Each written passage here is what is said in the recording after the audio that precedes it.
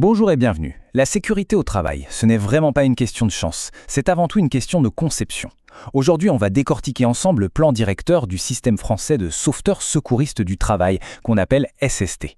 L'idée, c'est de voir comment ce dispositif construit brique par brique une véritable culture de la sécurité. Alors, voilà notre feuille de route. On va commencer par les deux grands plans de la formation, puis on définira ce qu'est un SST compétent.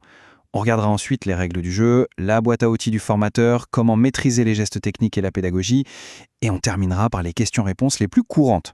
Allez, c'est parti. Bon, pour commencer, il faut comprendre que tout le système SST repose sur une philosophie qu'on appelle l'ingénierie.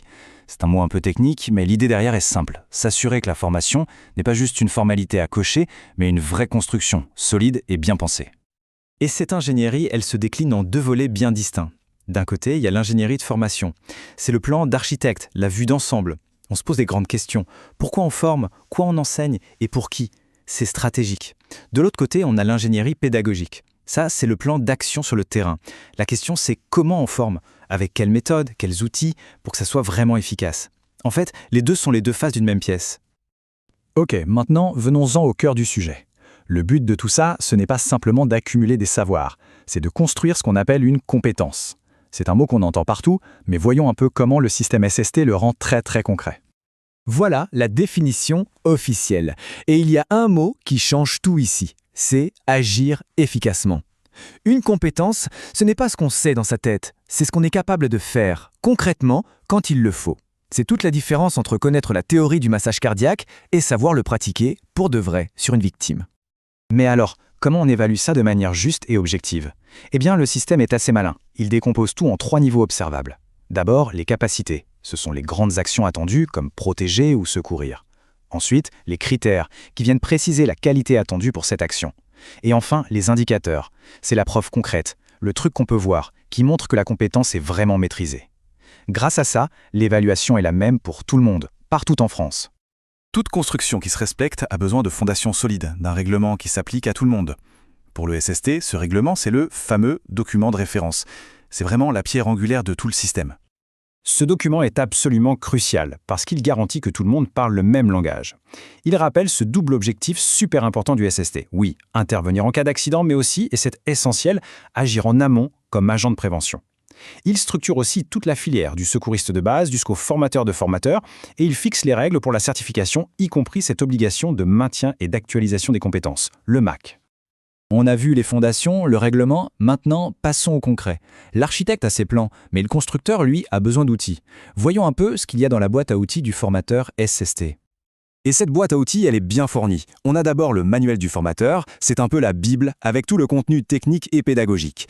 Ensuite, il y a le guide du formateur, qui est plus un mode d'emploi, avec des conseils pour animer chaque partie de la formation. Et enfin, le livret de scénario. Ça, c'est le simulateur de vol. C'est une mine de situations d'accident pour s'entraîner dans des conditions quasi réelles. Dans le manuel, on trouve aussi deux outils visuels qui sont vraiment des piliers. Le plan d'intervention d'abord, c'est une sorte de checklist mentale pour gérer l'urgence, pour ne rien oublier sous le coup du stress.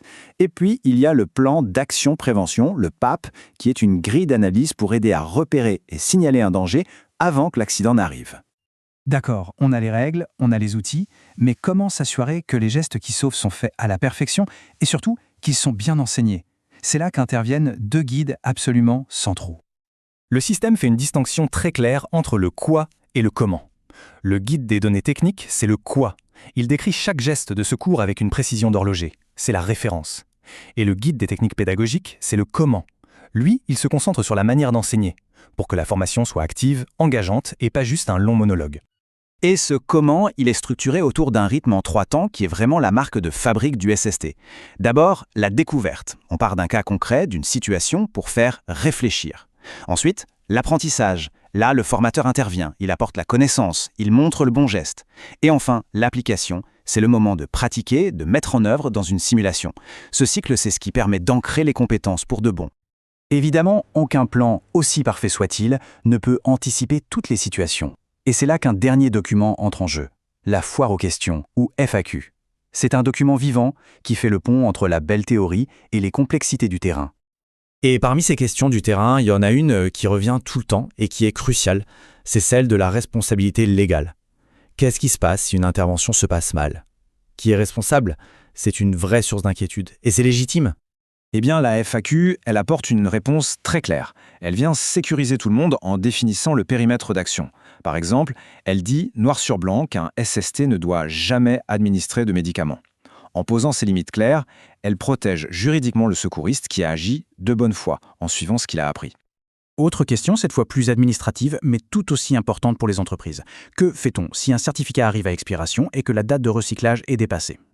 Là encore, la FAQ vient clarifier les choses pour éviter toute zone de flou. Elle précise les règles du jeu pour le MAC, les délais de grâce, les procédures à suivre.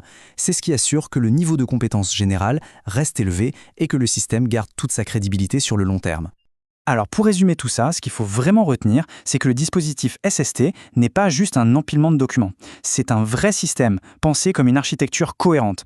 Tout s'emboîte, la définition de la compétence, les outils pour l'évaluer, les guides pour l'enseigner, avec toujours ce double objectif en ligne de mire, être efficace dans l'urgence et intelligent dans la prévention.